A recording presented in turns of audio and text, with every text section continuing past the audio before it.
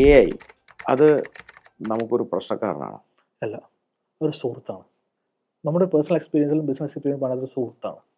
ഒരു എംപ്ലോയിയുടെ ജോയിനിങ് എന്ന് പറയുന്ന ഓഫർ ലെറ്റേഴ്സ് മുതൽ എല്ലാ കാര്യങ്ങളും softwares, recruitment, H R management, offer letter creations മുതൽ എച്ച്ആറിൻ്റെ റിസൈഗ്നേഷൻ വരെയുള്ള എല്ലാ കാര്യങ്ങളും നമുക്ക് ഈ സോഫ്റ്റ്വെയർ വഴി നമുക്ക് ഹാൻഡിൽ ചെയ്യാൻ പറ്റും. എന്താണ് ഈ വിൽസോ ടെക്നോളജി ചെയ്യുന്നത്? വിൽസോ ടെക്നോളജി ചെയ്യുന്നത് കസ്റ്റമർ സോഫ്റ്റ്വെയർ ഡെവലപ്മെൻ്റ് ആണ് ഞങ്ങളുടെ മെയിൻ സംഭവം ചെയ്യുന്നത്. Customised app development, web designing, mobile application, e commerce, AI applications, ഇതാണ് നമ്മൾ ചെയ്യുന്ന വിവിധ സർവീസുകളുണ്ട്. വിവിധ സർവീസുകൾ. അങ്ങനെ പ്രവാസിയായി സംരംഭകനായി വട്ടപൂജ്യമായി നാട്ടിലേക്ക് തിരിച്ചു വന്നു.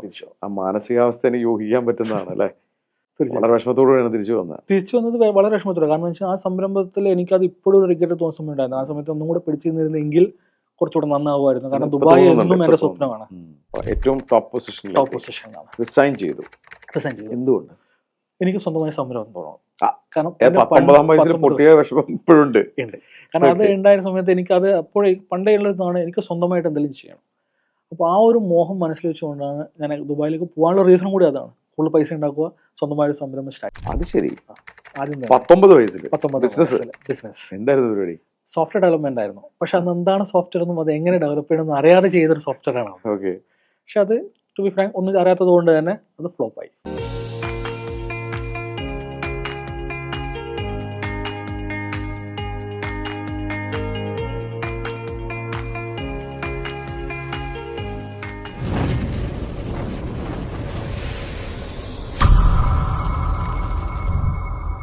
IT മേഖലയിൽ നിരവധി സംരംഭകരാണ് പുതിയ സംരംഭമായി ഇറങ്ങുന്നത്. പ്രത്യേകിച്ച് നമ്മുടെ ജെൻസി അഥവാ നമ്മുടെ ന്യൂ ജെൻ എന്ന സംരംഭമോഹികൾ നിരവധിയാണ് IT മേഖലയിൽ. AI വരുന്നതോടുകൂടി തൊഴിൽ പോകുമോ, അതോ തൊഴിൽ കൂടുമോ, അതോ ബിസിനസ്സുകളുടെ സാധ്യത കൂടുകയാണോ? ഇത്തരം കാര്യങ്ങൾക്കൊക്കെ നമുക്ക് സംശയങ്ങളുണ്ട്. ഹായ്, ഞാൻ Shameem Rafeeq, corporate trainer, business coach. സ്പാർക്കിൻ്റെ സ്പാർക്കുള്ള ഒരു പുതിയ എഡിഷനിലേക്ക് സ്വാഗതം. ഒരു ചെറിയ ജോലിയിൽ നിന്ന് തുടക്കം, പക്ഷെ പിന്നീട് അദ്ദേഹം പ്രവാസിയായി അവിടെ, അതായത് വിദേശത്ത് ഒരു സംരംഭം തുടങ്ങുന്നു. നാട്ടിൽ വന്ന് IT മേഖലയിൽ ഒരു സംരംഭം തുടങ്ങി. അത് സമൂഹത്തിലെ ഒരു പ്രോബ്ലത്തിൻ്റെ സൊല്യൂഷനുമായി അദ്ദേഹം ഇറങ്ങിയതുകൊണ്ട് തന്നെ അദ്ദേഹം വിജയമാണ്. സ്പാർക്കുള്ള കഥ പറയാൻ എന്നോടൊപ്പം ഇരിക്കുന്നത് കണ്ണൂരുകാരനായ റജിലാണ്. റജിൽ, സ്വാഗതം സ്പാർക്കിലേക്ക്. താങ്കളെ ഞാൻ പരിചയപ്പെടുന്നത് നമ്മുടെ ഈഗിൾ കമ്മ്യൂണിറ്റിയിൽ വെച്ചിട്ടാണ്. എൻ്റെ ഈഗിൾ കോച്ചിങ് അറ്റൻഡ് ചെയ്ത് മാത്രമല്ല, നമ്മുടെ ആനുവൽ മീറ്റിന് ദുബായിലൊക്കെ ഒരുമിച്ച് യാത്ര ചെയ്തിട്ടുണ്ട്. ഇതിൻ്റെ നാട് എവിടെയാണ്? നാട് വരുന്നത് മട്ടന്നൂരാണ്, കണ്ണൂർ ജില്ലയിൽ മട്ടന്നൂർ.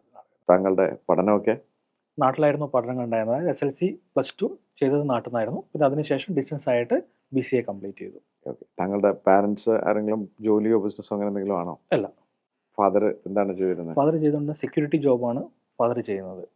ആദ്യകാലങ്ങളിൽ പിന്നെ ഇതിൻ്റെ കൂലി പണിയായിരുന്നു. പിന്നെ അതിനുശേഷം സെക്യൂരിറ്റി ഇതായിരുന്നു. ഓക്കെ. അപ്പോൾ കഷ്ടപ്പെട്ടാണ് നിങ്ങളെയൊക്കെ പഠിപ്പിച്ചത്? അതെ. അപ്പോൾ ഈ 12ാം ക്ലാസ് കഴിഞ്ഞപ്പോൾ തന്നെ ജോലിയിലേക്ക് ഇറങ്ങി അല്ലേ? അതെ.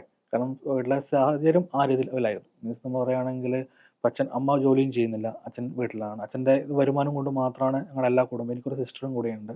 നമ്മുടെ എല്ലാവരും വരുമാനം അത് ഒഴിച്ചിട്ടാണ് ഞങ്ങളുടെ സ്കൂൾ വിദ്യാഭ്യാസം കാര്യങ്ങളൊക്കെ നടന്നു വരുന്നത്. +2 കഴിഞ്ഞപ്പോൾ പിന്നെ കൂടുതൽ പഠിക്കുന്നതിന് പകരം അച്ഛനെ സഹായിക്കുക എന്നൊരു ചിന്തയായിരുന്നു. സെക്യൂരിറ്റി ആയിട്ട് ജോലി ചെയ്യാം. അപ്പോൾ ഒരു ജോലി കിട്ടിയേ പറ്റുള്ളൂ. എന്ത് ജോലിയാണ് കിട്ടിയത്? ആദ്യം തന്നെ എനിക്ക് കിട്ടിയത് BPO സർവീസ് കോൾ സെന്ററിലാണ് എനിക്ക് ആദ്യമായിട്ടൊരു ജോബ് കിട്ടിയത്. അത് ഹൈദരാബാദിലായിരുന്നു ആദ്യം എനിക്ക് പോസ്റ്റിംഗ്. എത്ര വയസ്സുണ്ടോ? ആ സമയത്ത് എനിക്ക് 19 വയസ്സായിരുന്നു. കൊച്ചുപയ്യനാണ്. ഹൈദരാബാദിലേക്ക് പോവാണ്. ഭാഷ അറിയാം? ഒന്നും അറിയില്ല. മട്ടന്നൂരുകാരൻ. ട്രെയിൻ പിടിച്ച് അവിടെ എത്തി. എന്നിട്ട് എന്തായിരുന്നു ജോലി? അവിടെ കോൾ സെന്ററിലായിരുന്നു ജോബ് ഉണ്ടായിരുന്നത്. ഒരു 1 മന്ത് അവിടെ ട്രെയിനിങ് ഉണ്ടായിരുന്നു. അപ്പോൾ ട്രെയിനിങ് ചെയ്ത് കഴിഞ്ഞ ശേഷം പിന്നെ നേരെ നമ്മൾ ഒരു വർഷത്തോളം ഞാൻ ആ ജോബ് ചെയ്തിട്ടുണ്ടായിരുന്നു.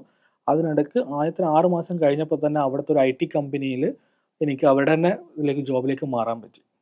കാരണം ആ സമയത്ത് ഇവിടെ ഉണ്ടാകുന്ന കൊച്ചു ചെറിയ കാര്യങ്ങളൊക്കെ എനിക്ക് ചെയ്യാൻ പറ്റിയിട്ടുണ്ടായിരുന്നു. അപ്പോൾ അത് ചെയ്തതിന് ശേഷം ആ കമ്പനിയിലേക്ക് മാറുകയാണ് ചെയ്തത്. ഏത് കമ്പനിയായിരുന്നു? TBSS എന്നാണ് കമ്പനിയുടെ പേര്. ടാറ്റയാണ് അത് ഓപ്പറേറ്റ് ചെയ്യുന്നത്. Very good. അപ്പോൾ നല്ലൊരു ബ്രാൻഡിലേക്ക് നല്ലൊരു ബ്രാൻഡായിരുന്നു ഫസ്റ്റ്. ശരി. അങ്ങനെ എത്ര വർഷം അവിടെ ഉണ്ടായിരുന്നു? 1 വർഷം. പിന്നീട് എന്താ ചെയ്തത്? പിന്നെ നാട്ടിലേക്ക് തിരിച്ചു വന്നു. നാട്ടിലേക്ക് വന്നതിന് ശേഷം പിന്നെ അവിടെ കണ്ണൂർ ജിടെക്കിലേക്ക് വന്നു. അവിടുന്ന് ഹാർഡ്വെയറിന് തിരിച്ചു വരാനുള്ള സാഹചര്യം ഉണ്ടായിരുന്നു. തിരിച്ചു വരാനുള്ള സാഹചര്യം എന്ന് പറയുന്നത്, ഒന്ന് സാലറി ആയിരുന്നൊരു പ്രശ്നം. കാരണം നമ്മുടെ അവിടുത്തെ സാലറി, അവിടുത്തെ അക്കോമഡേഷൻസ് കാര്യങ്ങൾ ബാക്കിയായിട്ട് ഒന്നുമില്ല. പിന്നെ എൻ്റെ പണ്ടുകൾ എനിക്ക് തോട്ടാണെന്ന് വെച്ചാൽ, ഞാൻ പറഞ്ഞത് 19ാം വയസ്സ് തന്നെ ഞാൻ ഇവിടെ പോകുന്നതിന് മുമ്പ് തന്നെ ഞാനൊരു കമ്പനി സ്റ്റാർട്ട് ചെയ്തിരുന്നു. അത് ശരി. ആദ്യം തന്നെ 19 വയസ്സിൽ 19 ബിസിനസ് ബിസിനസ് എന്തായിരുന്നു പരിപാടി? സോഫ്റ്റ്വെയർ ഡെവലപ്മെന്റ് ആയിരുന്നു. പക്ഷെ അന്ന് എന്താണ് സോഫ്റ്റ്വെയർ എന്നും അത് എങ്ങനെ ഡെവലപ്പ് ചെയ്യണമെന്ന് അറിയാതെ ചെയ്തൊരു സോഫ്റ്റ്വെയർ ആണ്. ഓക്കെ, പക്ഷെ അത് ടു ബി ഫ്രാങ്ക് ഒന്നും അറിയാത്തത് കൊണ്ട് തന്നെ അത് ഫ്ലോപ്പായി. അതിനുശേഷമാണ് ആക്ച്വലി ഹൈദരാബാദ് പോകുന്നത്. ഓക്കെ, അപ്പൊ ആദ്യം ഒരു സംരംഭം നടത്തി നോക്കി ഫ്ലോപ്പ് ആയതിനു ശേഷമാണ് ജോലി കണ്ടുപിടിച്ചത്. അതെ, അങ്ങനെ നാട്ടിൽ തിരിച്ചെത്തി ഹാർഡ്വെയർ കോഴ്സ് പഠിച്ചു. കാരണം ഇതിനെക്കുറിച്ച് കമ്പ്യൂട്ടറിനെ കുറിച്ച് കൂടുതൽ പഠിക്കാനും എങ്ങനെയൊക്കെയാണ് ഇത് ചെയ്യേണ്ടതെന്ന് പഠിക്കാൻ വേണ്ടിയാണ് പോയത്. പക്ഷെ അവിടെ ഒരു വൈരുദ്ധ്യം എന്ന് വെച്ച് കഴിഞ്ഞാൽ എനിക്ക് ചെയ്യേണ്ടത് സോഫ്റ്റ്വെയർ ഡെവലപ്മെന്റും ഞാൻ പഠിച്ചത് ഹാർഡ്വെയറുമാണ്. പക്ഷേ ഹാർഡ്വെയർ പഠിച്ചു. പിന്നെ അവിടെ ശേഷം എന്ത് ചെയ്തു, അവിടുത്തെ ഇൻസ്റ്റിറ്റ്യൂട്ട് ജെടെക് ഇൻസ്റ്റിറ്റ്യൂട്ട് തന്നെ ഫാക്കൽറ്റി ആയിട്ട് ജോയിൻ ചെയ്തു. ഓക്കെ, അങ്ങനെ എത്ര നാളുണ്ടായിരുന്നു അവിടെ? 1 വർഷം ഫാക്കൽറ്റി ആയിട്ട് 1 വർഷം ജോയിൻ ചെയ്തു. അതിനുശേഷം കണ്ണൂർ പുതിയൊരു ഇൻസ്റ്റിറ്റ്യൂട്ട് വരുന്ന സമയത്ത് അവിടത്തേക്ക് ഷിഫ്റ്റ് ചെയ്തു. അപ്പോൾ അവിടെ പ്രൊമോഷൻ കിട്ടി. കാരണം ഇവിടുന്ന് കിട്ടുന്നതിനേക്കാളും എനിക്ക് തോന്നുന്നു അവിടെ ഗ്രേഡ് വ്യത്യാസമാണ്. അവിടെ സമയത്ത് ഞങ്ങൾ പഠിപ്പിച്ചുകൊണ്ടിരുന്നത് നെറ്റ്വർക്കിംഗ് കോഴ്സുകളാണ്, MCSE MCIT പോലുള്ള കോഴ്സുകൾ. ആ സമയത്ത് അത് ഭയങ്കര ട്രെൻഡിങ് ആയിട്ട് പോയിക്കൊണ്ടിരുന്ന കോഴ്സായിരുന്നു. അപ്പോൾ അത് സ്വന്തമായി പഠിച്ചെടുത്തിട്ടാണ് ഞാൻ അവിടെ പഠിപ്പിക്കാൻ പോയത്. പിന്നീട് അതിനുശേഷം MCSE കഴിഞ്ഞ പിന്നെ വീണ്ടും ഞങ്ങളുടെ നാട്ടിൽ തന്നെ, എൻ്റെ സ്വന്തം ഹോം ടൗണായ മട്ടന്നൂരിൽ തന്നെ GTech എഡ്യൂക്കേഷൻ സെൻറ്റർ ഉണ്ടായിരുന്നു. അവിടുന്ന് ഓഫർ വന്നപ്പോൾ ഞാൻ അവിടത്തേക്ക് മാറി. പക്ഷെ അവിടെ എനിക്ക് ഓഫർ എന്ന് പറയുന്നത് പ്രൊമോഷൻ എന്ന് പറയുന്നത് ഫാക്കൽറ്റി ആയിട്ടായിരുന്നില്ല. ഞാൻ അവിടെ ഫാക്കൽറ്റി പ്ലസ് ആ സെൻറ്ററിൻ്റെ മാനേജറും കൂടിയായിരുന്നു. അവിടെ എനിക്ക് കറക്റ്റ് പറയുന്നത് 11 മാസം കൃത്യമായി അവിടെ വർക്ക് ചെയ്തു. 11ാമത്തെ മാസം അവിടുത്തെ അതിൻ്റെ ഫ്രാഞ്ചൈസി ഓണർ തന്നെ വന്നിട്ട് അവർക്ക് ദുബായിലൊരു ഓഫീസ് ഉണ്ടായിരുന്നു. നേരെ ഇവിടെ നിന്ന് തന്നെ എന്ത് ചെയ്തു, ദുബായിലേക്ക് കൊണ്ടുപോയി. ശരി, പിന്നെ അങ്ങനെ പ്രവാസിയായി. അപ്പോൾ അവിടെ ചെന്നിട്ട് ഇദ്ദേഹത്തിന്റെ സ്ഥാപനം തന്നെയാണ്, വലിയ സ്ഥാപനം തന്നെയാണ്. അത് 23 വയസ്സിലാണ് ഞാൻ ആക്ച്വലി പ്രവാസി ആകുന്നത്. അവിടുന്ന് 8 വർഷത്തോളം ഞാൻ ആ കമ്പനിയിൽ വർക്ക് ചെയ്തു. 8 വർഷം. അത് ശരി. അപ്പോൾ എന്തായിരുന്നു job profile? Starting job profile എന്ന് പറയുന്നത് സപ്പോർട്ട് എഞ്ചിനീയർ ആയിരുന്നു. സപ്പോർട്ട് എഞ്ചിനീയർ ആയ ശേഷം അവിടുന്ന് സ്റ്റാർട്ട് ചെയ്തു. ആദ്യത്തെ 2 വർഷം എല്ലാ പ്രവാസികളും പോലെ എൻ്റെ ഒരു പ്ലാൻ ഉണ്ടായിരുന്നത് ആദ്യത്തെ 2 വർഷം അവിടെ നിൽക്കുക, കുറച്ച് പൈസ ഉണ്ടാക്കുക, നാട്ടിലേക്ക് തിരിച്ചു വരിക. എല്ലാ പ്രവാസികളും ചിന്തിക്കുന്നത് പോവാണ്. പക്ഷെ അവിടെ പോയി സപ്പോർട്ട് ജോബ് ചെയ്തു. ആദ്യത്തെ 1 വർഷം നല്ല ബുദ്ധിമുട്ടായിരുന്നു കാര്യങ്ങൾ പഠിക്കാനും, പ്രത്യേകിച്ച് ഭാഷ. കാരണം എന്ന് വെച്ച് കഴിഞ്ഞാൽ നമ്മളവിടെ മീറ്റ് ചെയ്യുന്ന ക്ലയൻറ്റുകൾ എന്ന് പറയുന്നത് വലിയ വലിയ ക്ലയൻറ്റുകളാണ്. പക്ഷെ അവരായിട്ടുള്ള ഇംഗ്ലീഷ്, കാരണം നമ്മൾ ഇവിടുന്ന് +2 വിദ്യാഭ്യാസം അറിയുന്ന മലയാളമാണ്. അവിടെ ആർക്കും മലയാളം അറിയില്ല. കാരണം ഞാൻ മീറ്റ് ചെയ്യുന്ന ക്ലയൻറ്റുകളൊക്കെ ഒന്നിക്ക് ഇംഗ്ലീഷുകാരായിരിക്കും, അല്ലെങ്കിൽ അറബ്സ് ആയിരിക്കും. കാരണം ഇവർക്കാർക്കും മലയാളം അറിയില്ല. ഒന്നുകിൽ ഇംഗ്ലീഷ് വേണം, അല്ലെങ്കിൽ ഹിന്ദി വേണം. ഇത് രണ്ടും നമുക്കറിയില്ല. പക്ഷെ ആ സമയത്ത് പഠിച്ചെടുത്തു. കാര്യങ്ങളൊക്കെ പഠിച്ചെടുത്തു. സപ്പോർട്ടായിട്ടായിരുന്നു സ്റ്റാർട്ട് ഉണ്ടായിരുന്നത്. പക്ഷെ ആ കമ്പനി ഞാൻ റിസൈൻ ചെയ്യുമ്പോഴും ഞാൻ ആ കമ്പനിയുടെ പ്രൊജക്ട് മാനേജറായിട്ടാണ് ആ കമ്പനി ഞാൻ റിസൈൻ ചെയ്തത്. Very good. അപ്പോൾ ഏറ്റവും ടോപ്പ് പൊസിഷനിലാണ് റിസൈൻ ചെയ്തു. എന്തുകൊണ്ട്? എനിക്ക് സ്വന്തമായി സംരംഭം തുടങ്ങണം. കാരണം 19 വയസ്സിൽ പൊട്ടിയ വിഷമം ഇപ്പോഴുണ്ട്. കാരണം അത് ഉണ്ടായിരുന്ന സമയത്ത് എനിക്കത് പണ്ടേ ഉള്ളതാണ്, എനിക്ക് സ്വന്തമായിട്ട് എന്തെങ്കിലും ചെയ്യണം. അപ്പോൾ ആ ഒരു മോഹം മനസ്സിൽ വെച്ചുകൊണ്ടാണ് ഞാൻ ദുബായിലേക്ക് പോകാനുള്ള റീസൺ കൂടി അതാണ്. കൂടുതൽ പൈസ ഉണ്ടാക്കുക, സ്വന്തമായിട്ട് സംരംഭം സ്റ്റാർട്ട് ചെയ്യുക. പക്ഷെ അത് അവിടെ നിന്ന് ചെയ്തു. റിസൈൻ ചെയ്തപ്പോൾ എനിക്ക് തോന്നി കുറച്ച് ഇനഫ് എന്താ പറയുക, നമുക്ക് എന്താണ് ചെയ്യേണ്ടത്, എങ്ങനെയാണ് ബിസിനസ് ചെയ്യേണ്ടത്, ആരൊക്കെയാണ് നമ്മുടെ ക്ലയൻറ്റ്, അതിനെക്കുറിച്ചൊരു ധാരണ ഉണ്ടാക്കിയതിന് ശേഷമാണ് ഞാൻ ബിസിനസ്സിലേക്ക് ഇറങ്ങുന്നത്. അവിടെ 2020 ഞാൻ ആക്ച്വലി സ്വന്തമായിട്ട് IT കമ്പനി സ്റ്റാർട്ട് ചെയ്തു. IT കമ്പനിയാണ് സ്റ്റാർട്ട് ചെയ്തത്. അവിടെ എനിക്ക് അത് കമ്പനി സ്റ്റാർട്ട് ചെയ്തു. എൻ്റെ ആദ്യത്തെ ക്ലയൻറ്റ് എന്ന് പറയുന്നത് അൽഹബ്തൂർ മോട്ടോഴ്സിലെ കമ്പനിയാണ്. അത് എടുത്തു പറയാനുള്ള കാരണം എന്താണെന്ന് വെച്ച് കഴിഞ്ഞാൽ അവരെനിക്ക് PO തരുമ്പോൾ സമയത്താണ് ഞാൻ കമ്പനി രജിസ്റ്റർ ചെയ്യുന്നതാണ്. കാരണം അവർക്കൊരു പ്രോബ്ലം ഉണ്ടായിരുന്നു. അവർ ഇന്ത്യൻ കമ്പനിയിൽ ഒരു സോഫ്റ്റ്വെയർ ചെയ്തു. ആ സോഫ്റ്റ്വെയർ ആ കമ്പനി പെട്ടെന്ന് സർവീസ് സ്റ്റോപ്പ് ചെയ്തു. കാരണം അവരുടെ ആ സോഫ്റ്റ്വെയർ അവിടെ റിയൽ എസ്റ്റേറ്റ് മാനേജറിൻ്റെ സോഫ്റ്റ്വെയർ ആയിരുന്നു. അപ്പോൾ അവിടെ അവർക്ക് പിന്നെ ഒന്നും ഓപ്പറേറ്റ് ചെയ്യാൻ പറ്റുന്നില്ല. അപ്പോൾ അവിടുത്തെ IT മാനേജർക്ക് ഞാൻ മുന്നേ വർക്ക് ചെയ്യുന്ന സമയത്ത് കമ്പനിയിൽ സർവീസ് കൊടുത്തിട്ടുണ്ടായിരുന്നു. ആ ഒരു ബന്ധത്തിൻ്റെ മുകളിൽ അവരെന്നെ വിളിച്ചു. പക്ഷേ എനിക്കതിന് സൊല്യൂഷൻ കൊടുക്കാൻ പറ്റി. ആ സൊല്യൂഷൻ കൊടുത്തപ്പോൾ അവരത് ഹാപ്പിയായി. അപ്പോൾ അവരോട് ചോദിച്ചു, ഈ സോഫ്റ്റ്വെയർ നിങ്ങൾക്ക് ഹാൻഡിൽ ചെയ്യാൻ പറ്റുമോ, അല്ലെങ്കിൽ ഇതിനൊന്ന് റീഡിസൈൻ ചെയ്ത് തരാൻ പറ്റുമോ? ഞാൻ ചെയ്യാൻ പറ്റുമെന്ന് പറഞ്ഞു. അങ്ങനെയാണ് ആക്ച്വലി ഞാൻ കമ്പനി അവിടുത്തെ ഇവർക്ക് വേണ്ടിയാണ് ആദ്യത്തെ കമ്പനി രജിസ്റ്റർ ചെയ്യുന്നത്. 2020. അത് പക്ഷേ പാൻഡമിക് വന്ന വർഷമാണല്ലോ 2020. പക്ഷേ എനിക്ക് ഫസ്റ്റ് ഓർഡർ നല്ല ഓർഡർ ആയിരുന്നു. ഇവരാണ് എനിക്ക് തന്നത്. കാരണം ഇവരാണ് ധൈര്യം. കാരണം ഇവരുടെ ഓർഡർ എന്ന് പറയുന്നത് ആ സമയത്ത് എന്ന് പറയുന്നത് 68,000 ദിർഹത്തിന്റെ ഓർഡറാണ്. വലിയ ഓർഡറാണ്. കോർപ്പറേറ്റ് കമ്പനി, അതായത് ലൈസൻസ് ഇല്ല, ഒറ്റ വ്യക്തിയാണ്. കാരണം വേറെ കമ്പനിയില്ല, ലൈസൻസ് ഇല്ല, ആൾക്കാരില്ല, അതൊന്നുമില്ല. പക്ഷെ ആ ഒരു വിശ്വാസത്തിന് മുകളിൽ, ഈ ഒരു സംഭവം ചെയ്തു കൊടുത്തതിന് വിശ്വാസത്തിന്റെ മുകളിൽ അവരെനിക്ക് ആദ്യമായിട്ട് ഓർഡർ, എനിക്ക് തോന്നുന്നു ആ കമ്പനിയുടെ ചരിത്രത്തിൽ ആദ്യമായിട്ട് അവർ അങ്ങനെ കൊടുക്കുന്നുണ്ടാവുക. ഒരു കോർപ്പറേറ്റ് കമ്പനി നന്നായിട്ട് ചെയ്തു. പ്രോജക്റ്റ് നന്നായിട്ട് ചെയ്തു. കമ്പനി ഫോം ചെയ്തു. നല്ല രീതിയിൽ പോയി. കാരണം ഇവരുടെ വർക്ക്, എനിക്ക് ആദ്യത്തെ വർക്ക് തന്നെ ഇവരുടെ വർക്കായിരുന്നു. നല്ല വർക്കായിരുന്നു. ഇതിൻ്റെ പോയി ഇപ്പോഴും ഞാൻ അവരെ നന്നായിട്ട് നല്ല AMCയും കാര്യങ്ങളൊക്കെ ഇപ്പോഴും ഞങ്ങൾ തന്നെയാണ് ചെയ്തുകൊണ്ടിരിക്കുന്നത്. പിന്നെ അതിനുശേഷം അവിടെ എന്ത് സംഭവിച്ചു? അതിനുശേഷം എനിക്ക് നല്ല നല്ല ക്ലയൻറ്റുകൾ കണക്ട് ആവാൻ തുടങ്ങി. എന്ന് പറയുകയാണെങ്കിൽ മിനിസ്റ്റർ ഓഫ് ജസ്റ്റിസ്, ദുബായിയുടെ മിനിസ്റ്റർ ഓഫ് ജസ്റ്റിസ് അവിടെ കണക്ട് ചെയ്യാൻ പറ്റി. അവരുടെ പ്രൊജക്റ്റ് ചെയ്യാൻ പറ്റി. അവിടെയുള്ള നല്ല നല്ല കോർപ്പറേറ്റ് ക്ലയൻറ്റ്. കാരണം എനിക്ക് പറയാനുള്ള പ്രൊഫൈൽ എന്ന് പറയുന്നത്, എനിക്ക് ആദ്യത്തെ പ്രൊഫൈൽ അൽഹബ്തൂർ ഗ്രൂപ്പാണ്. അവിടുത്തെ വലിയൊരു വലിയ ഗ്രൂപ്പാണ്. അപ്പോൾ അതിൻ്റെ പ്രൊഫൈൽ വെച്ചുകൊണ്ട് എനിക്ക് എന്ത് ചെയ്യാൻ പറ്റും, ബാക്കിയുള്ള കമ്പ്യൂട്ടർ ലൈനെ കാണാൻ പോകുമ്പോഴും എനിക്ക് ഈ പ്രൊഫൈൽ പറയാൻ പറ്റും. വേറെ അവർ ഏതൊക്കെ നോക്കുന്ന ക്ലയൻസ് പ്രൊഫൈലാണ് ഉണ്ടായിരുന്നു? അൽഹബ്ദ് മോട്ടോഴ്സ്, മിനിസ്റ്റർ ഓഫ് ജസ്റ്റിസ്, അൽദർമിന ഹോട്ടൽ, ലൈ മെറിഡിയൻ, ഇങ്ങനെ ടോപ്പ് ബ്രാൻഡ്. പിന്നെ റിലയൻസ് ഇൻഡസ്ട്രീസ്. റിലയൻസ്, യെസ്, റിലയൻസിൻ്റെ യു എ ഡിവിഷൻ. അവർ ഉപയോഗിക്കുന്ന HR മാനേജ്മെന്റ് സോഫ്റ്റ്വെയർ ഞങ്ങളുടെ കമ്പനി ഡെവലപ്പ് ചെയ്ത സോഫ്റ്റ്വെയർ ആണ്. അങ്ങനെ നല്ല നിരവധി നല്ല ക്ലയൻസ് ക്ലയൻസ്. എനിക്ക് ഏകദേശം 20+ അധികം ക്ലയന്റുകൾ ദുബായിൽ ആ സമയത്ത് ആ ഉണ്ടായിരുന്നു. സമയത്ത് വൺ മാൻ ഷോ ആയിരുന്നോ? വൺ മാൻ ഷോ ആയിരുന്നു. പിന്നീട് എംപ്ലോയീസിന് ആരെങ്കിലും എടുത്തോ? ഇല്ല, ദുബായിൽ എടുത്തിട്ടില്ല. ദുബായിൽ വർക്ക് ചെയ്ത കാലത്തോളം സ്വന്തമായിട്ടാണ് ഞാൻ ചെയ്തുകൊണ്ടിരുന്നത്. എംപ്ലോയീസ് കാര്യങ്ങളൊന്നും ഉണ്ടായിട്ടില്ല. അങ്ങനെ എത്ര വർഷം പോയി അവിടെ? അവിടെ ഏകദേശം ഒരു 3 വർഷത്തോളം പോയി. 3ാമത്തെ വർഷമാണ് എനിക്ക് പാൻഡമിക് വരുന്നത്. കൊറോണയുടെ ഇഷ്യൂസ് നല്ല രീതിയിൽ അടിച്ചു തുടങ്ങിയത്. സമയത്ത് കൊറോണ സമയത്ത് നമുക്ക് ബിസിനസ് മുന്നോട്ട് പോയിരുന്നു. പക്ഷേ മാർക്കറ്റിന് കേസ് ഷട്ട് ഡൗണും കാര്യങ്ങളൊക്കെ വന്നപ്പോൾ ബിസിനസ്സിനെ അത് ബാധിക്കാൻ തുടങ്ങി. ആ സമയത്ത് ചെറിയ ലയബിലിറ്റീസ് കാര്യങ്ങളൊക്കെ വന്നു. അവിടെ ലയബിലിറ്റി അതുവരെ ഉണ്ടാക്കിയിരുന്നത് ലയബിലിറ്റീസും കാര്യങ്ങളും മാക്സിമം ക്ലോസ് ചെയ്തു, നാട്ടിലേക്ക് തിരിച്ചു. അതുവരെ ഉണ്ടാക്കിയ സമ്പാദ്യം മുഴുവൻ അവിടെ കടം വീട്ടി കടം കാര്യങ്ങളൊക്കെ സീറോ, നാട്ടിലേക്ക് പോകുന്നു. അവിടെ നിന്നിട്ട് കാര്യമില്ല. കാരണം ആ സമയത്തേക്ക് നിന്ന് കഴിഞ്ഞാൽ നമ്മൾ ലയബിലിറ്റി കൊണ്ടും കൂടുകയാണ് ചെയ്യുക. അപ്പോൾ അതുകൊണ്ട് നാട്ടിലേക്ക് തിരിച്ചു വന്നു. അപ്പോൾ ആ സമയത്ത് വിവാഹിതനാണോ? വിവാഹിതനാണ്. ഞാൻ 2016 വിവാഹം കഴിച്ചിട്ടുണ്ടായിരുന്നു. ഓക്കെ. അപ്പോൾ ഭാര്യ നാട്ടിലാണോ അതോ കൂടെ? എൻ്റെ കൂടെ ഉണ്ടായിരുന്നു. കുറച്ച് വർഷം അവിടെ ഉണ്ടായിരുന്നു. പിന്നെ കുട്ടികളൊക്കെ ആയ സമയത്ത് വൈഫ് നാട്ടിലേക്ക് പോകുന്നു. അങ്ങനെ പ്രവാസിയായി സംരംഭകനായി വട്ടപൂജ്യമായി നാട്ടിലേക്ക് തിരിച്ചു. ആ മാനസികാവസ്ഥ എനിക്ക് യൂഹിക്കാൻ പറ്റുന്നതാണ് അല്ലേ? വളരെ വിഷമത്തോടുകൂടിയാണ് തിരിച്ചു വന്നത് വളരെ വിഷമത്തോടെ. കാരണം വെച്ചാൽ ആ സംരംഭത്തിൽ എനിക്കത് ഇപ്പോഴും ഒരു റിഗ്രറ്റ് തോന്നുന്നുണ്ടായിരുന്നു. ആ സമയത്ത് ഒന്നും കൂടെ പിടിച്ചിരുന്നിരുന്നെങ്കിൽ കുറച്ചുകൂടെ നന്നാവുമായിരുന്നു. കാരണം ദുബായ് എന്നും എൻ്റെ സ്വപ്നമാണ്. അങ്ങനെ തിരിച്ചു വന്നിട്ട് പിന്നെ എന്താ ചെയ്തത്? തിരിച്ചു വന്ന ശേഷം ഞാനിവിടെ കൊരട്ടി ഇൻഫോ പാർക്കിൽ ഞാൻ അവിടെ ഒരു ജോബ് കമ്പനി ടീം ലീഡായിട്ട് ജോയിൻ ചെയ്തു. ഓക്കെ. അവിടെ ഒരു 10 മാസം വർക്ക് ചെയ്തു. പക്ഷെ എപ്പോഴും എൻ്റെ സംരംഭത്തെ തന്നെ വിട്ടുപോയിട്ടില്ല. അതായത് ഊണിൽ ഉറക്കത്തിൽ നമ്മൾ സംരംഭത്തും എന്തെങ്കിലും സ്റ്റാർട്ട് ചെയ്യണം, സ്വന്തമായിട്ട് എന്തെങ്കിലും ചെയ്യണം എന്നൊരു ചിന്ത നല്ല രീതിയിലുണ്ടായിരുന്നു. അതിനുശേഷം എന്ത് ചെയ്തു, ആ ജോബ് ഞാൻ റിസൈൻ ചെയ്തു. രണ്ടും കൽപ്പിച്ച് വൈഫിനെ കൂട്ടി വീണ്ടും കയറി കമ്പനി സ്റ്റാർട്ട് ചെയ്തു. ഓക്കെ. അതെവിടെയാണ്? നാട്ടിലാണ് സ്റ്റാർട്ട് ചെയ്തത്. മട്ടന്നൂർ, കണ്ണൂരായിരുന്നു ആദ്യം കമ്പനി സ്റ്റാർട്ട് ചെയ്തത്. ആദ്യം തന്നെ ചെയ്തത് കമ്പനി രജിസ്റ്റർ ചെയ്യാനായിരുന്നു. സാധാരണ ആൾക്കാർ മുനിസിപ്പൽ ലൈസൻസ് എടുത്തുകൊണ്ട് ചെയ്യും, അല്ലെങ്കിൽ സ്റ്റാർട്ട് ചെയ്ത് എന്താണെന്ന് ചെയ്യാൻ പറ്റും നോക്കിയിട്ട് ചെയ്യും. ഞാൻ ചെയ്ത് നേരെ കമ്പനി രജിസ്റ്റർ ചെയ്തു. LLP ആയിട്ട് ഞങ്ങളുടെ കമ്പനി രജിസ്റ്റർ ചെയ്തു, നേരെ എൻ്റർ ചെയ്തു. ആ സമയത്ത് സ്റ്റാർട്ട് ചെയ്യുന്ന സമയത്ത് സീറോ ക്യാപിറ്റൽ, ഒന്നുമില്ല. സർവീസ് ഇൻഡസ്ട്രി ആണ്. അപ്പോൾ അതുകൊണ്ട് വലിയ പ്രശ്നമില്ല. താങ്കൾ എന്താണ് സ്ഥാപനത്തിന് പേരിട്ടത്? Wilsor technologies. Wilsor. Yes. Okay. എന്താണ് ഈ വിൽസോർ ടെക്നോളജി ചെയ്യുന്നത്? വിൽസോർ ടെക്നോളജി ചെയ്യുന്നത് കസ്റ്റമർ സോഫ്റ്റ്വെയർ ഡെവലപ്മെന്റ് ആണ് ഞങ്ങളുടെ മെയിൻ സംഭവം ചെയ്യുന്നത്. Customised app development, web designing, mobile application, ecommerce, AI applications.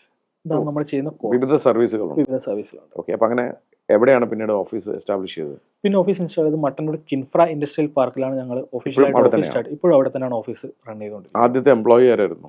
ഞാനാണ് ആദ്യത്തെ എംപ്ലോയി. ഞാനും എൻ്റെ വൈഫുമാണ് ആദ്യത്തെ എംപ്ലോയി. ഞങ്ങൾ ഒരു വർഷത്തോളം ഞങ്ങൾ മാത്രമേ ഉണ്ടായിട്ടുള്ളൂ. അതിനുശേഷം ആ സമയത്ത് ഓർഡേഴ്സ് കിട്ടാൻ തുടങ്ങിയോ? കാരണം ഓർഡേഴ്സിൻ്റെ കേസിൽ ഇസ്റ്റൈം ദുബായ് പറഞ്ഞതുപോലെ തന്നെ എനിക്ക് നാട്ടിൽ വന്നപ്പോഴും ഓർഡേഴ്സ് സ്റ്റാർട്ടിങ്ങിനെ കിട്ടിയിട്ടുണ്ടായിരുന്നു.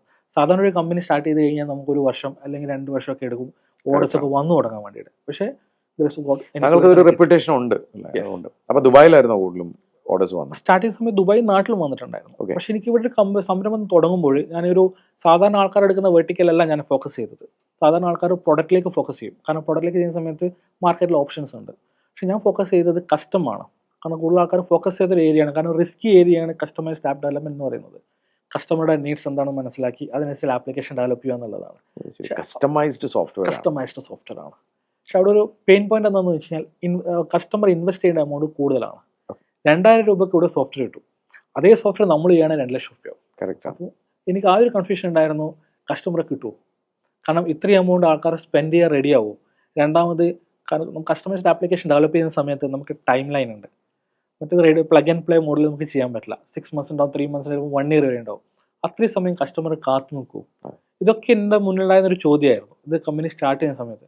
പക്ഷെ അപ്പോഴും ഞാൻ കണ്ട ഓപ്ഷൻ എന്ന് വെച്ച് കഴിഞ്ഞാൽ മാർക്കറ്റിനെ കുറിച്ച് സ്റ്റഡി ചെയ്തപ്പോൾ ഒരുപാട് ആൾക്കാർ, ഞാൻ 1-2 കുറച്ച് സുഹൃത്തുക്കളായിട്ട് ബിസിനസ് സുഹൃത്തുക്കളായിട്ട് സംസാരിച്ചപ്പോൾ തന്നെ അവർക്കാർക്കും കൃത്യമായൊരു സൊല്യൂഷൻ ഇല്ല. സോഫ്റ്റ്വെയർ ഉപയോഗിക്കുന്നുണ്ടോ? എല്ലാവരും സോഫ്റ്റ്വെയർ ഉപയോഗിക്കുന്നുണ്ട്. നിങ്ങൾക്ക് എന്തൊക്കെ കിട്ടുന്നുണ്ട്? ഹാപ്പിയാണോ? ഹാപ്പി അല്ല. എന്താ കാരണം? ഒരു 60% ഓക്കെ, പക്ഷെ എനിക്കെന്താണോ വേണ്ടത് അത് അതിനകത്ത് കിട്ടുന്നില്ല. അപ്പോൾ അതായിരുന്നു അതിലേക്ക് ഇറങ്ങാനുള്ള ഒരു മെയിൻ മോട്ടിവേഷൻ എന്ന് പറയുന്നത്. അവിടെ ഇറങ്ങി നല്ല നല്ല ഓർഡേഴ്സ് വരാൻ തുടങ്ങി. ആ സമയത്ത് എനിക്ക് നല്ല കോൺഫിഡൻറ്റ് വന്നു. മാർക്കറ്റിൽ ഇതിന് ആവശ്യക്കാരുണ്ട്. പക്ഷെ നമ്മൾ അവരെ കറക്റ്റ് ടാർഗറ്റ് ആൾക്കാരെ കണ്ടെത്തി കഴിഞ്ഞാൽ അതിന് കറക്റ്റായിട്ടുള്ള ആൾക്കാരെ ഇൻവെസ്റ്റ് ചെയ്യാനും അവർ റെഡിയാണ്. Very good. അവർക്ക് സൊല്യൂഷൻ കൊടുക്കാൻ പറ്റുവാണെങ്കിൽ. അങ്ങനെ വളർച്ചയിൽ എത്ര ക്ലയൻസ് ആയി? ഇപ്പം നമുക്ക് 40+ ക്ലയൻസ് ഉണ്ട്. Very good. ആരൊക്കെയാണ് നിങ്ങളുടെ മേജർ ക്ലയൻസ്? മേജർ ക്ലയൻസ് എന്ന് പറയുന്നത് അൽഹബ്ദൂർ ഗ്രൂപ്പ്സ് ആണ് ഞങ്ങളുടെ ക്ലയൻസ്. പിന്നെ അൽദർ മിന ഹോട്ടൽ, പിന്നെ റിലയൻസ് ഇൻഡസ്ട്രീസ്, പിന്നെ ലീ മെറിഡിയൻസ്, ഷെറാട്ടൺ ഹോട്ടൽ ഞങ്ങളുടെ ക്ലയൻ്റ് ആണ്. ഇനി ഇതൊക്കെ എന്ന് പറയുന്നത് ഞങ്ങളുടെ ഇപ്പോഴും അവരൊക്കെ ഞങ്ങൾ മെയിൻറ്റെയിൻ ചെയ്യുന്നുണ്ട് നമ്മുടെ ക്ലയൻറ്റുടെ യൂസ്. പിന്നെ നാട്ടിലേക്ക് വരികയാണെങ്കിൽ വോക്കറോ എന്ന ഗ്രൂപ്പ് ഉണ്ട്. വോക്കറയുടെ വോക്കത്തോൺ എന്ന കമ്പനി അവരുടെ വർക്കും കാര്യങ്ങളൊക്കെ ഞങ്ങളാണ് ചെയ്യുന്നത്. പിന്നെ ക്യൂരിയസ് കാറ്റ് കോഴിക്കോട് ഫേമസ് ആയിട്ടുള്ള അഡ്വർടൈസിങ് ബ്രാൻഡാണ്. അവരുടെ വർക്കുകൾ ഞങ്ങൾ ചെയ്ത് കൊടുക്കുന്നുണ്ട്. പിന്നെ ERP സോഫ്റ്റ്വെയർസ്, അങ്ങനെ കമ്പനീസാണ് ഞങ്ങൾ മെയിനായിട്ട് ടാർഗറ്റ് ചെയ്യുന്നത്. എന്തൊക്കെ പ്രോഡക്ട്സുകളാണ് നമുക്കുള്ളത്? പ്രോഡക്റ്റ് എന്ന് പറയുന്നത് നമ്മൾ ആദ്യം ചെയ്തുകൊണ്ടിരുന്ന പ്രോഡക്റ്റിനെ കുറിച്ച് ഞങ്ങൾക്കൊരു പ്ലാൻ ഉണ്ടായിട്ടില്ല. ഓക്കെ. കസ്റ്റമൈസ് ആയിട്ട് മാത്രം മുന്നോട്ട് പോകാന്നുള്ളൊരു തോട്ടാണ് ഞങ്ങൾക്ക് ഉണ്ടായിരുന്നത്. പ്രോഡക്റ്റിലേക്ക് വരാനുള്ള ഒരു റീസണും കൂടിയുണ്ട്. ചില ആൾക്കാർക്ക് എന്ത് ചെയ്യണം, പ്ലഗ് ആൻഡ് പ്ലേ വേണം. പക്ഷെ അവർക്കും പ്രൊഡക്റ്റിൻ്റെ സമയത്ത് ഞങ്ങൾ സ്റ്റഡി ചെയ്യുന്ന സമയത്ത് അവർക്ക് റിയൽ ആയിട്ടുള്ള പ്രോഡക്റ്റ് കിട്ടുന്നില്ല. മാർക്കറ്റിൽ ഒരുപാട് പ്രോഡക്റ്റുകളുണ്ട്, പക്ഷെ അവർക്ക് കറക്റ്റായിട്ടുള്ള ഒരു പ്രോഡക്റ്റ് അവിടെ ഗ്യാപ്പ് എനിക്ക് ഐഡൻറ്റിഫൈ ചെയ്യാൻ പറ്റി. അപ്പോൾ ഞങ്ങൾ പ്രോഡക്റ്റ് ലിസ്റ്റിലേക്ക് കടന്നു. അപ്പോൾ ഞങ്ങൾ ചെയ്തുകൊണ്ടിരിക്കുന്നത് HR softwares, payroll management, accounting software, CRM, ERP, payment reminder softwares, WhatsApp messaging softwares. ഇത്രയും സോഫ്റ്റ്വെയറാണ് ഞങ്ങളിപ്പോൾ നിലവിൽ ചെയ്തുകൊണ്ടിരിക്കുന്നത്. എല്ലാ ഇതിൽ 90% സോഫ്റ്റ്വെയർസും AI ഇൻ്റഗ്രേറ്റഡ് സോഫ്റ്റ്വെയർ ആണ്. ശരി, നമുക്കൊരു സോഫ്റ്റ്വെയറുകൾ പറയാം. ഇപ്പോൾ HRും പേറോളും ഒക്കെ എന്താണ് അതിൽ ഒരു കസ്റ്റമറെ സംബന്ധിച്ചിടത്തോളം എന്ത് സൊല്യൂഷനാണ് നിങ്ങൾ കൊടുക്കുന്നത്? നമ്മൾ പേറോളിൻ്റെ കേസ് പറയുകയാണെങ്കിൽ നമുക്ക് ഇതിൻ്റെ അകത്ത് നമ്മൾ മെയിനായിട്ട് കൂടുതൽ ഫീച്ചേഴ്സ് എന്ന് പറയുന്നത് AI ഇൻ്റഗ്രേറ്റഡ് ഫീച്ചേഴ്സാണ് ഞങ്ങളുടെ ഒട്ടുമിക്ക സോഫ്റ്റ്വെയർസ് എന്ന് പറയുന്നത്. ഓക്കെ. അപ്പോൾ നമ്മളൊരു എംപ്ലോയിനെ വെച്ച് നിങ്ങളിപ്പം ഒരു മാസം വർക്ക് ചെയ്യുന്നത്, ഇപ്പോൾ നമ്മൾ പറയുകയാണെങ്കിൽ 40 hours വെച്ചിട്ട് ഇത് ചെയ്യുകയാണെങ്കിൽ നമ്മുടെ AI ഇൻ്റഗ്രേറ്റഡ് സോഫ്റ്റ്വെയർ വെച്ച് നിങ്ങൾ ചെയ്യുകയാണെങ്കിൽ നിങ്ങൾക്കൊരു 20 minutes കൊണ്ട് ചെയ്ത് തീർക്കാം. കാരണം മെജോറിറ്റി വർക്കുകൾ AI ചെയ്യും. ഓക്കെ. ഇപ്പോൾ എക്സാമ്പിൾ പറയുകയാണെങ്കിൽ പേറോളിൻ്റെ അകത്ത് നമ്മൾ പറയുകയാണെങ്കിൽ ഇപ്പോൾ നമ്മുടെ സാലറി എല്ലാ മാസം 5-ാം തീയതി നമ്മൾ സാലറി കൊടുക്കുന്നത് വെച്ചു. സാധാരണഗതിയിൽ HR പോവും, സാലറി ലിസ്റ്റ് എടുക്കും, അറ്റൻഡൻസ് ലിസ്റ്റ് എടുക്കും. അതെടുത്തതിന് ശേഷം സോഫ്റ്റ്വെയറിലേക്ക് എടുത്തു, അറ്റൻഡൻസ് മാർക്ക് ചെയ്തു, സാലറി കാൽക്കുലേറ്റ് ചെയ്തു. ഇതൊക്കെ ചെയ്ത് വരുമ്പോഴേക്കും ചുരുങ്ങിയത് 4 ദിവസം എടുക്കും.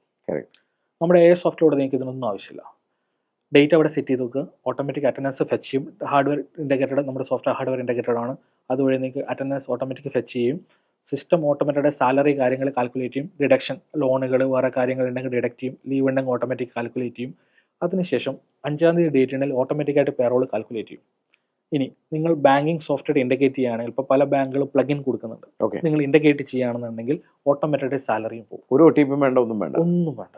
HR കേസസിൽ നിങ്ങൾക്ക് ശരിക്കും പറഞ്ഞു കഴിഞ്ഞാൽ എൻട്രി ചെയ്യാൻ മാത്രമേ സ്റ്റാഫിന് ആവശ്യമുള്ളൂ. എംപ്ലോയിനെ ഓൺ ബോർഡ് ചെയ്യുക എന്നുള്ള കാര്യത്തിന് മാത്രമേ ആവശ്യമുള്ളൂ.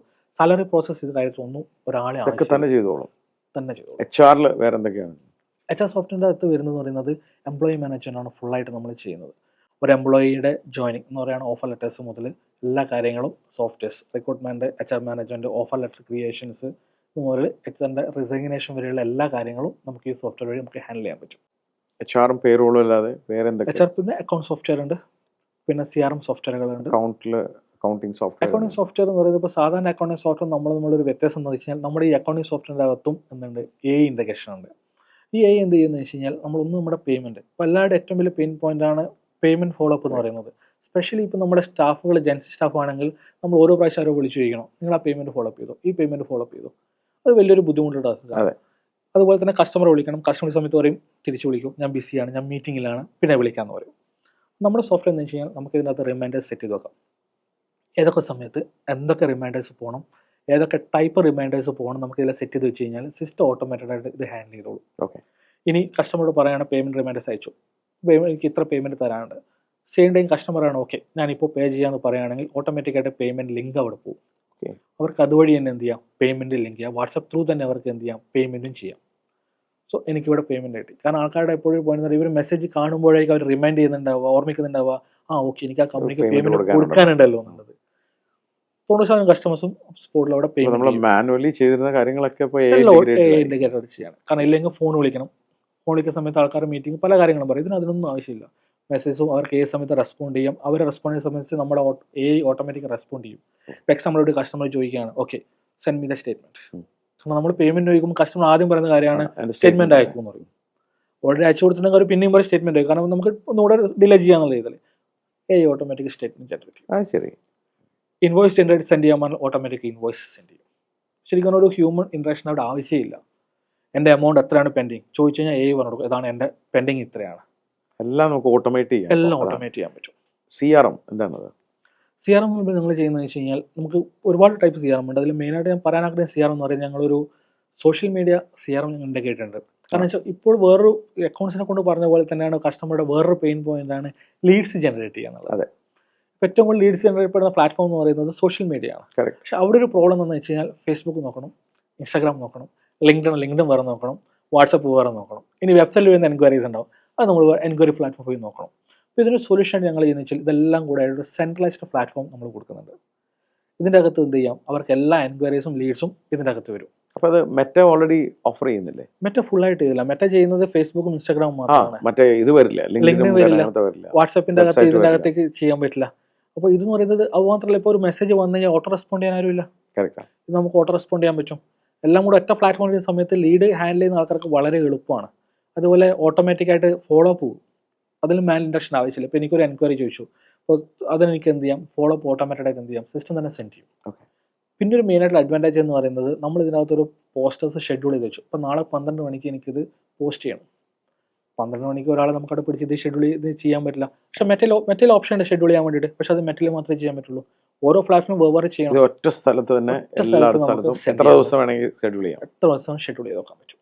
ഷെഡ്യൂൾ ഒക്കെ മാത്രമല്ല, അത് അവിടെ പോസ്റ്റ് ചെയ്തു, അതിൻ്റെ ഇൻട്രാക്ഷൻസ്, എക്സാമ്പിൾ കമൻസ് കാര്യങ്ങൾ കിട്ടോ, ആരൊക്കെ ലൈക്ക് കിട്ടോ, അതൊക്കെ നമുക്ക് നമ്മുടെ പ്ലാറ്റ്ഫോമിനകത്ത് ഇരുന്നുകൊണ്ട് കാണാൻ പറ്റും.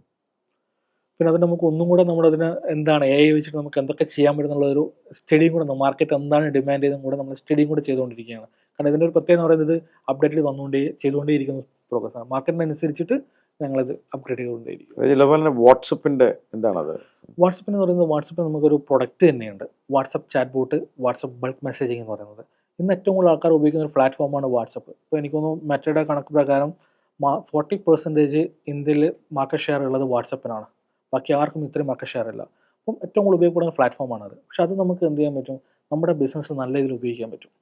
ഇവിടെയും ഒരു പെയിൻ പോയിന്റ് ആൾക്കാർക്ക് വരുന്നത് പറയുന്നത്, എല്ലാവരും ബിസിനസ് ഇപ്പോൾ നമ്മളൊരു സ്റ്റാഫിനെ ചെയ്ത് കഴിഞ്ഞാൽ വൈകിട്ട് 5 മണിയാകുമ്പോൾ അവരുടെ ഡ്യൂട്ടി ടൈം കഴിഞ്ഞു, പിന്നെ ആരും ഫോൺ നോക്കില്ല, വാട്സപ്പൊക്കെ വന്നു, ആരും ഒരു എൻക്വയറി അയച്ചു കഴിഞ്ഞാൽ റെസ്പോൺസ് ഇല്ല. പിറ്റേന്ന് രാവിലെ 9 മണിക്ക് റെസ്പോണ്ട് ചെയ്യും. ആ സമയത്തേക്കും എനിക്കത് പ്രൊഡക്റ്റ് വാങ്ങിക്കണമെങ്കിൽ എൻ്റെ മൂഡ് പോയിട്ടുണ്ടാവും അല്ലേ.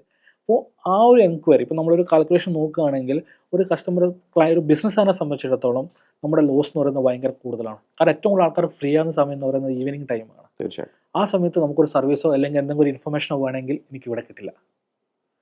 ഇതിന് നമുക്ക് എന്ത് ചെയ്യാൻ പറ്റും, നമ്മുടെ വാട്സപ്പ് ചാറ്റ് ബോട്ട് ഇത് നിങ്ങളെ ഹെൽപ്പ് ചെയ്യും.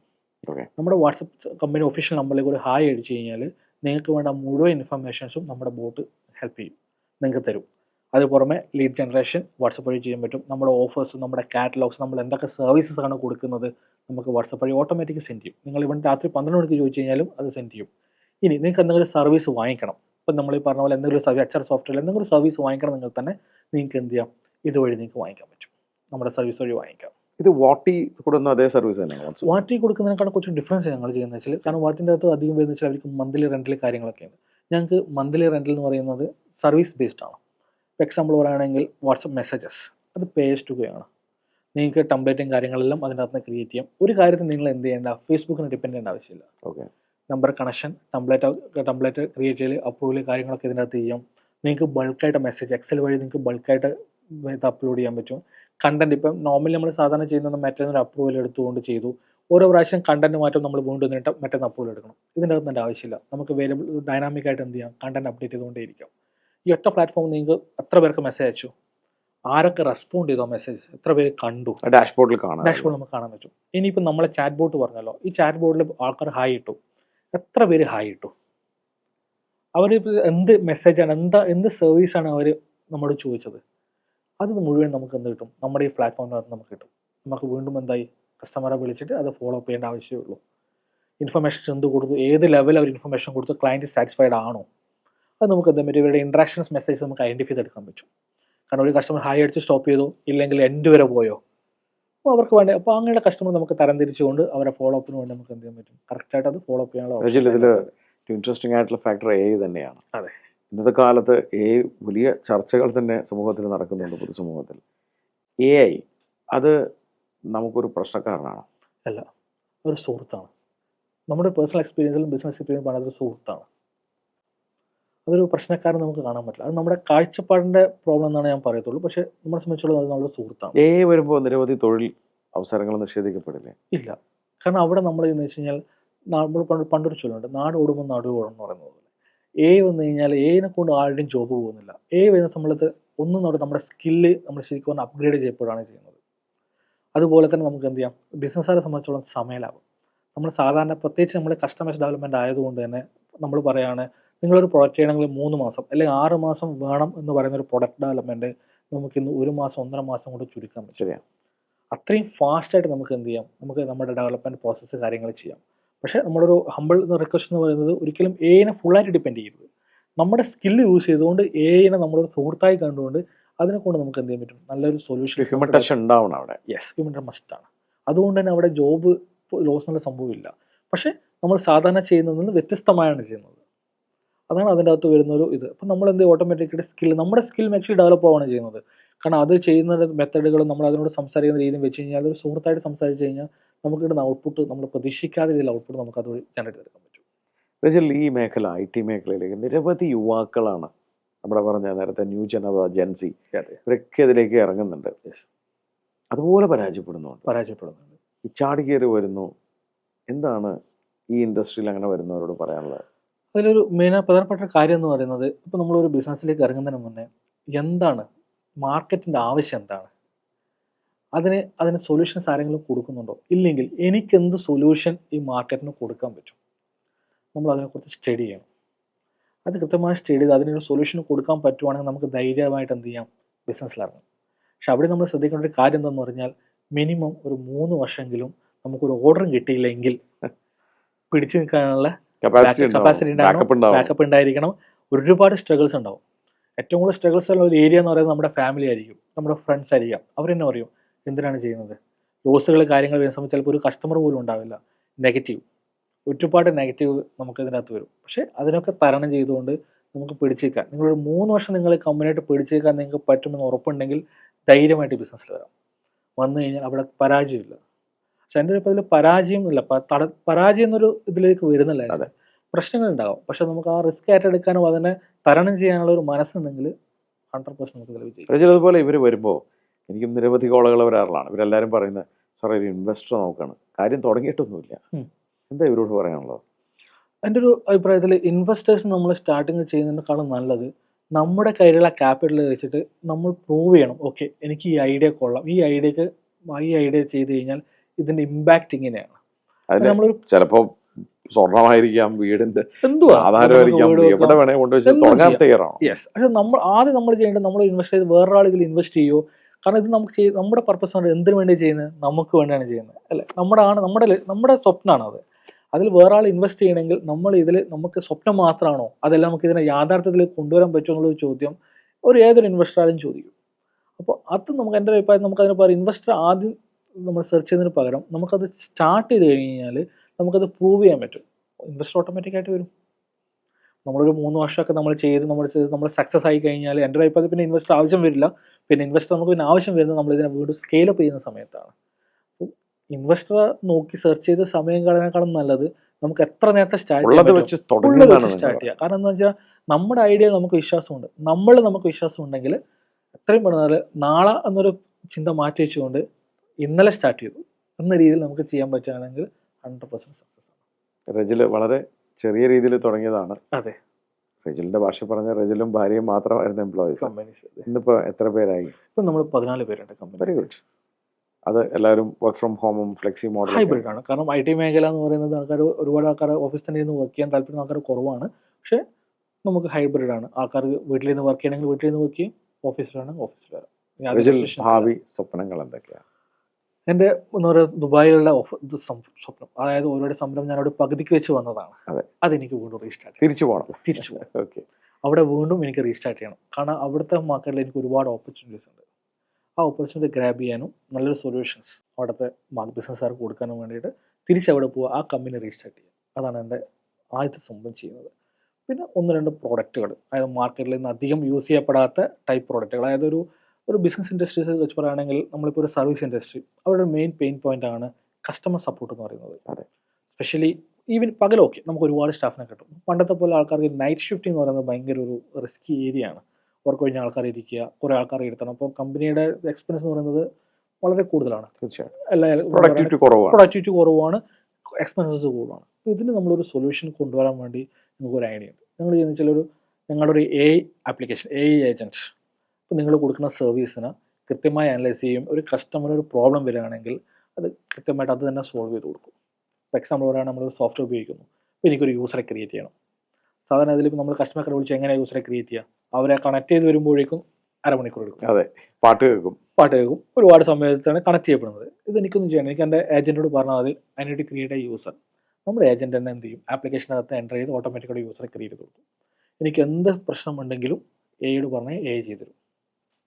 അതായത് നമ്മുടെ സപ്പോർട്ടിൻ്റെ 99% സപ്പോർട്ടും. കാരണം നമ്മൾ കണ്ടെടുത്തോളം കസ്റ്റമർ സർവീസിൽ ഏറ്റവും കൂടുതൽ വരുന്നത് ഇഷ്യൂ എന്താണെന്ന് വെച്ച് കഴിഞ്ഞാൽ നോളജ്, അതായത് അത് എങ്ങനെ ഉപയോഗിക്കണം എന്ന് അറിയാത്ത പ്രശ്നമാണ്. അത് എന്ത് ചെയ്യാൻ പറ്റും, ഇതിനെ ഫുൾഫിൽ ചെയ്ത് കൊടുക്കാൻ പറ്റും. അവർക്ക് ഏത് സമയത്ത് എപ്പോഴാണ് അവർ താല്പര്യം അവർ ചോദിക്കും, അത് കറക്റ്റായിട്ടുള്ള ആൻസർ കൊടുക്കും. അത് കറക്റ്റായിട്ട് പാത്ത് കാണിച്ചു കൊടുക്കും, എങ്ങനെ പോകണം, എങ്ങനെ യൂസറെ ക്രിയേറ്റ് ചെയ്യണം, എന്ത് ചെയ്യണം, ഇനി ക്രിയേറ്റ് ചെയ്ത് തരണോ, ക്രിയേറ്റ് ചെയ്ത് കൊടുക്കും. അങ്ങനെ ഒരു പ്രോഡക്റ്റാണ് ഞാൻ എൻ്റെ ഫ്യൂച്ചറായിട്ട് ഞാൻ ചെയ്യാൻ വേണ്ടി ഉദ്ദേശിച്ചത്. Very good. റേച്ചൽ 19 വയസ്സിലൊരു സംരംഭം ആദ്യമായിട്ട് തുടങ്ങി, അത് പൊളിഞ്ഞുപോയി, അതെ, പ്രവാസിയായി. പക്ഷെ അവിടെയും അത് നിർത്തിപ്പോരേണ്ടി വന്നു. പക്ഷെ ഇന്ന് വിജയത്തിന്റെ പാതയിലാണ്. അതെ, സന്തോഷമായിട്ടാണ് മുന്നോട്ട് പോകുന്നത്. തീർച്ചയായും. ദുബായ് ഓഫീസ് നമ്മൾ അന്ന് ഒരുമിച്ച് പോയപ്പോൾ എന്നോട് പറഞ്ഞിരുന്നു ഉടൻ തുടങ്ങുകയാണ്, അവിടെ തുടങ്ങാൻ വേണ്ടിയിട്ടുള്ളത്. അത് പറ്റുവാണെങ്കിൽ ഈ വർഷാവസാനത്തിനുള്ളിൽ തന്നെ, അടുത്ത വർഷം സ്റ്റാർട്ട് ചെയ്യുന്നതിന് മുന്നേ തന്നെ തുടങ്ങണം എന്നാണ് എൻ്റെ ആഗ്രഹം. അതിന് വേണ്ട കാര്യങ്ങൾ നടന്നുകൊണ്ടേയിരിക്കുന്നുണ്ട്. നിങ്ങൾ കേട്ടു റജിൽ എന്ന ഈ ചെറുപ്പക്കാരൻ്റെ സംരംഭക ജേണി. അദ്ദേഹം കഠിനാധ്വാനിയാണ്. അദ്ദേഹത്തിൻ്റെ പിതാവ് സെക്യൂരിറ്റി ആയിരുന്നു. പിതാവിനെ സപ്പോർട്ട് ചെയ്യണം, കുടുംബത്തെ സപ്പോർട്ട് ചെയ്യണം. വളരെ ചെറുപ്രായത്തിൽ BPO ജോലി ഹൈദരാബാദിൽ, ഭാഷ പോലും അറിയില്ല, അവിടെ എത്തിപ്പെട്ടു. അവിടെ നിന്ന് നന്നായി അധ്വാനിച്ചത് കൊണ്ടായിരിക്കണം അദ്ദേഹത്തിന് ടാറ്റ ഗ്രൂപ്പിൽ ജോലി കിട്ടിയത്. പക്ഷെ അവിടെ നിന്ന് പ്രവാസിയായി, അവിടെയും കഠിനാധ്വാനിയാണ്. പക്ഷെ അദ്ദേഹത്തിൻ്റെ ആദ്യത്തെ ആ സംരംഭക മോഹം അദ്ദേഹം കളഞ്ഞില്ല. ദുബായിലാണ് ആദ്യത്തെ സംരംഭം തുടങ്ങുന്നത്. അവിടെ നിന്നുകൊണ്ട് നല്ല നല്ല ക്ലയൻസിനെ കിട്ടിയെങ്കിലും എവിടെയും തിരിച്ചടികളും പ്രതിസന്ധികളും നേരിടാത്ത ഒരു സംരംഭക ഈ ലോകത്തുണ്ടായിട്ടില്ല. അദ്ദേഹം നാട്ടിലേക്ക് തിരിച്ചു വന്നു. പക്ഷെ തിരിച്ചു വന്ന് ആദ്യം ഒരു ജോലിയൊക്കെ കണ്ടുപിടിച്ചെങ്കിലും പിന്നീട് അദ്ദേഹം തിരിച്ച് ആ സംരംഭത്തിലേക്ക് തിരിച്ചുപോയി. എനിക്ക് വളരെ വ്യക്തിപരമായി അറിയാവുന്ന ഒരു വ്യക്തി കൂടിയാണ് എൻ്റെ ഈഗിൾ കോച്ചിങ് കമ്മ്യൂണിറ്റിയിലുള്ള റജിൽ.